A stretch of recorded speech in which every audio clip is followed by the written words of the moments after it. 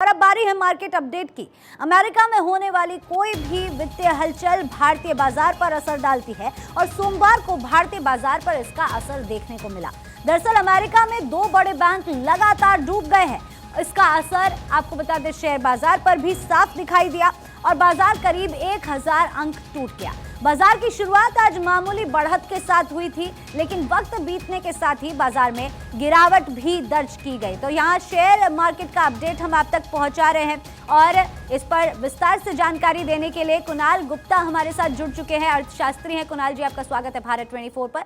America में होने वाली कोई भी वित्तीय हलचल भारतीय बाजार पर जरूर असर डालती है, तो ऐसे में जो हमारे व्यूअर्स हैं उनको आप क्या सजेस्ट करेंगे फिलहाल मौजूदा हालात को ध्यान में रखते हुए?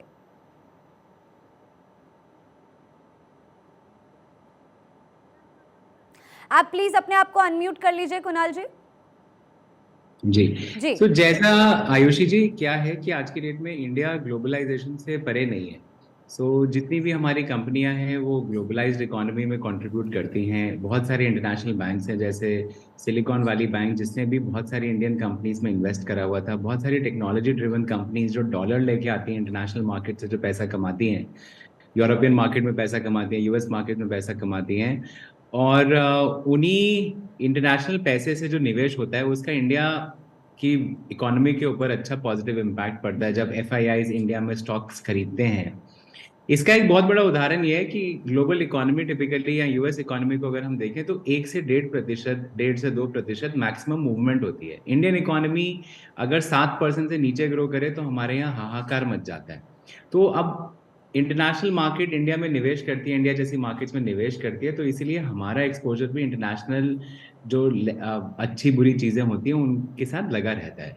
सो ग्लोबलाइजेशन का ये एक बेनिफिट भी है, एक नुकसान भी है कि हमारा एक्सपोजर भी पूरी की पूरी इंटरनेशनल घटनाओं के साथ टोटली जुड़ा हुआ है। इसमें खाली ये करा जा सकता है कि एक जो हमारा जो निवेशक है भारत का, उसको अपना पोर्टफोलियो डाइवर्सिफाई करके रखना चाहिए। पोर्टफोलियो डाइवर्सिफिकेशन दो तरीके से होती है। पहला कि अपना पूरा 100% एक्सपोजर इक्विटी में ना रखें, कुछ प्रतिशत अपना सेफ इंस्ट्रूमेंट्स में रखें, जिसे हम डेट बेस्ड इंस्ट्रूमेंट्स कहते हैं, उनमें रखें, ताकि एक थोड़ा सा कम रिटर्न आएगा, 7-8% का रिटर्न आएगा, टैक्स फ्री रिटर्न आएगा। लेकिन इक्विटी मार्केट के जो उतार चढ़ाव होते हैं उसको बैलेंस करने के लिए करीबन 25 से 30% पोर्टफोलियो एक व्यक्ति को अपना डेट में रखना चाहिए।